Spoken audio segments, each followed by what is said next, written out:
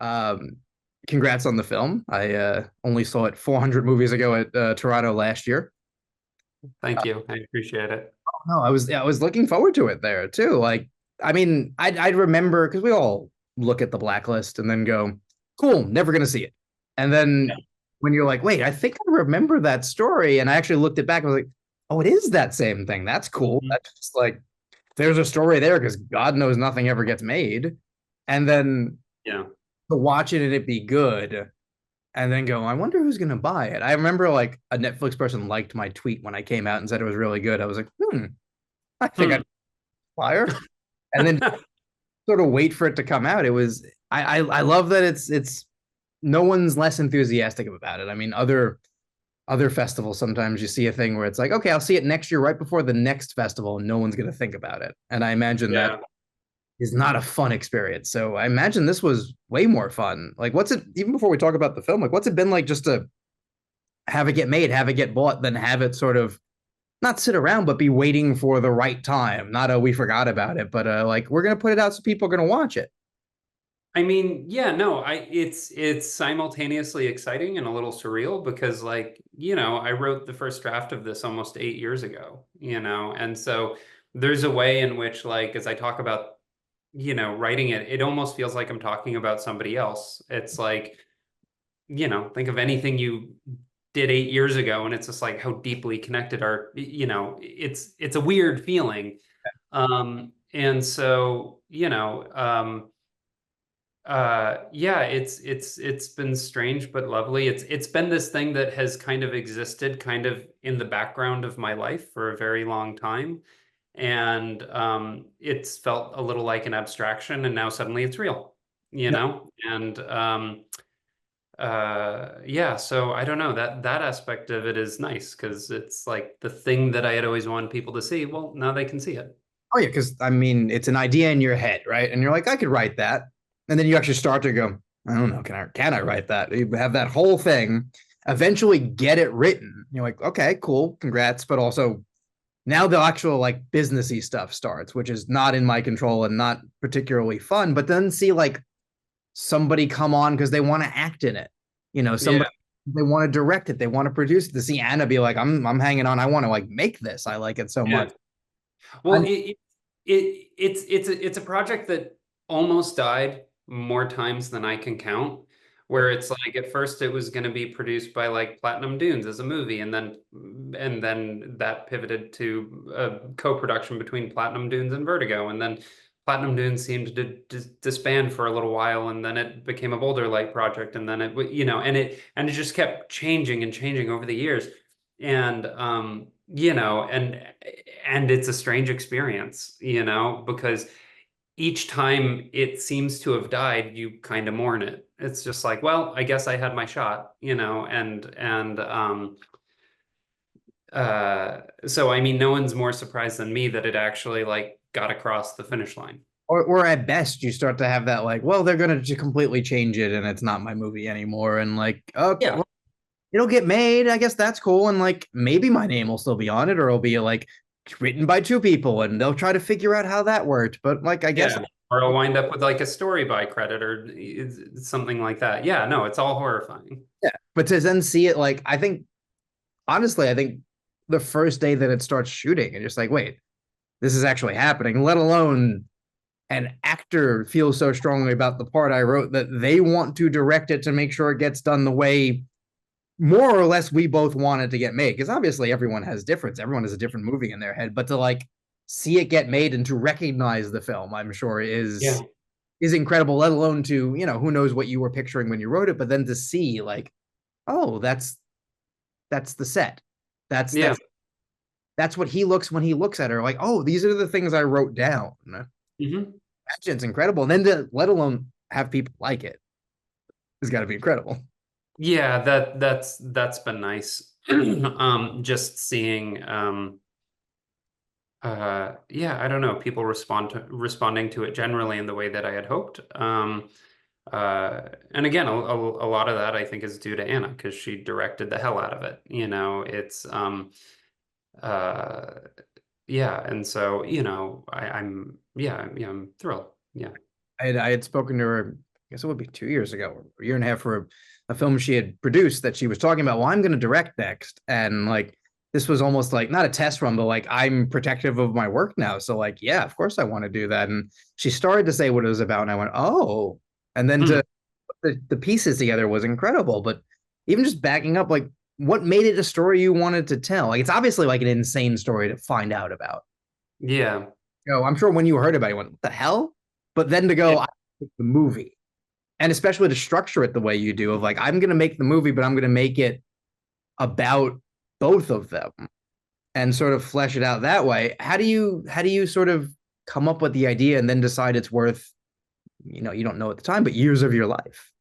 Yeah, well, I mean, it's funny that that right there is actually kind of the biggest thing, is like not just going like, oh, it's a cool idea, but like, is it worth putting in the time? It's like when you're a screenwriter, you have a lot of people go like, boy, do I have a story for you, like you should swing by my office and see the people in my, and what I generally will say now is like, are they so interesting that I should spend the next 5 to 7 years of my life writing about them? Are they that interesting?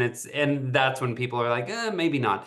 Um, Then and 90-page text about them. Because if you can, then I could make a movie. yeah, yeah. Um, and so, but the thing that jumped out to me about this wasn't the fact that Rodney Alcala was on the dating game or killed 130 people. It honestly had very little to do with him. It was the fact that like, I read all these interviews, so I read a little article that kind of explained like, oh, serial killer in the dating game. And I'm like, huh, that's interesting. And then I dove deep into whatever research I could find on him. And the thing that kind of really did it for me was reading this one article where an old coworker at the LA Times uh, was interviewed, and he's just like, oh yeah, he used to bring in, these photo albums that had like pictures of like naked underage girls in it, and we're all like, oh, that's bad. And Rodney would sort of um, try to cloak his ickiness using the language of like sexual positivity, and so people are just like, well, it's the 70s, I guess this is just how it is now. And the more I read about him, the more I realized that whether it was like, the police or, just law enforcement writ large at the time, or various people who he had worked with or academics or whatever. Um, uh, it was kind of a lot of people kind of looking the other way, that allowed him to get away with what he did for as long as he did. And that was the thing that I found the most interesting, because like serial killers as characters, I don't think are super interesting. Like, there's a reason why, like, in the greats, pardon me, No, go for in the great serial killer movies like, Hannibal Lecter's in Silence of the Lambs for 10 minutes, and Seven, John Doe is in it for like 20 minutes, so the less you see, the more interesting they are. Um, and uh, and so it's everything around him that I found most compelling, including like, the people who had the misfortune to run into him, like they're the characters I identify with more than any other. And it was always important to me that we try to like create a sense of equity between like the killer and the people who he preyed upon. Oh yeah, no, that's the thing that struck me so much. The when I saw it at TIFF was just like every time we cut back to, okay, we're introduced to someone, you have that pang of, oh, I know what's going to happen. That's not good. But then you Yeah. get them enough that you're like, I would watch this movie. Like, these are fully developed characters in 15 minutes of screen time, however much it turns out to be. But there's just enough. Like it's you and it's Anna. I think just the right amount of how long can we spend with them so that you're invested and that you're repulsed and you have all the emotions that you need, but you don't forget about the other side of the story. Because if we cut back and suddenly we're at the dating game again, we don't want you to go, oh, this is the part where there's some Mickey laughs to have. Like Yeah. the time spent is so well done, I think, because like it is so easy when you watch a serial killer or anything to be like, yep, this is the next person who has to die, and you just kind of are waiting for it because you're like, that's what has to happen, and then we know we're moving to the next part, and it also just doesn't give the actor or the actress enough to do. And I think here there's these little like short films essentially where you Yeah. Yeah. who they are. And I'm sure I have to imagine that's one of the selling points when the movie gets made, is that you opted to do that as opposed to, and then he did this, and then he did this, and they did that, and he got here, and she did this, that, and got here, and then they met, and that was that. The idea of there's so many lives being lived. Even the woman Yeah. who was just like, how is nobody noticing this guy? Is Yep. well done. I think by not, almost in a way, by going like, serial killers aren't that interesting, you found a way to make them interesting. Yeah, yeah. And because he's only going to be as interesting as the people who he's kind of playing off of.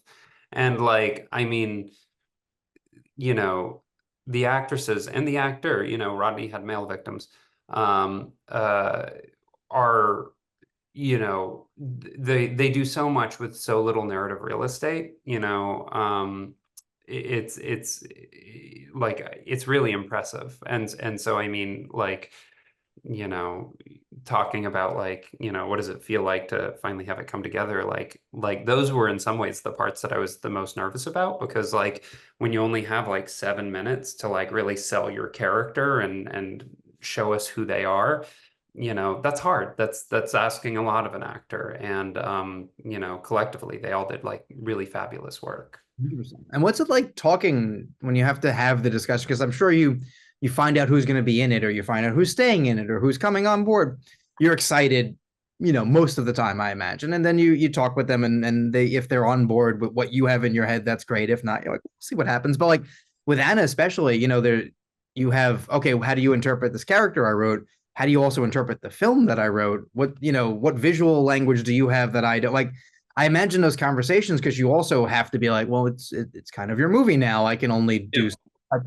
How do you have those conversations and then watch it and then be open to what's going to happen? Because I think that's probably might be in one of some ways the hardest thing, is to be open minded, to be like, well, that's not what I saw when I wrote it, but that's cool too, or that's even better than what I thought, or like I would have done it this way, but just to see Yeah. it, accept it, and then to be able to process it as like, no, this is still good, even if it's not the exact thing I have in my head. Or sometimes it, Yeah. like, how did that happen? Yeah, no, I mean, to a degree, I really lucked out here because we had a very similar vision of the film. When, we got together and started talking about comps for the movie, it was like she was describing all my favorite films, and the things that she found interesting about the story were the things I found interesting about the story. And, even down to these really weird things where it's like we would talk about like wanting to have a sort of overarching methodology about what we would fictionalize and what we wouldn't, and why we would fictionalize certain things. And I mentioned the book The Things They Carried, which is this Vietnam novel, and there's this chapter in it where the author talks about like what makes for a real war story. And he's just like, I've heard stories that like actually happened, but you know that's not at all what it was like to be in Vietnam. It happened, but it feels like a lie. And conversely, I've heard stories that, he actually writes out a story. He's just like, this never happened, but this is what it felt like to be there. And so that was kind of like where we came from in terms of deciding where to fictionalize or editorialize it. And anyways, but no, it was great. I mean, and when she would give notes, they were incisive and they were sharp, and they made the script more what I wanted it to be, not less. And so, like over the course of 5 years of development with various people, um, I think this is the best draft of the script. And and it's largely due to Anna. There were other people who worked on it along the way who taught me a lot about the script as well. So not just her. I was really fortunate to work with some great producers, and you know yeah, so I'm yeah, mostly just grateful about all Yeah, imagine even if somebody doesn't view the film the way you do, or the script, or you're like, that's not right. You still learn something from that. Like, why do you see it that way? And that.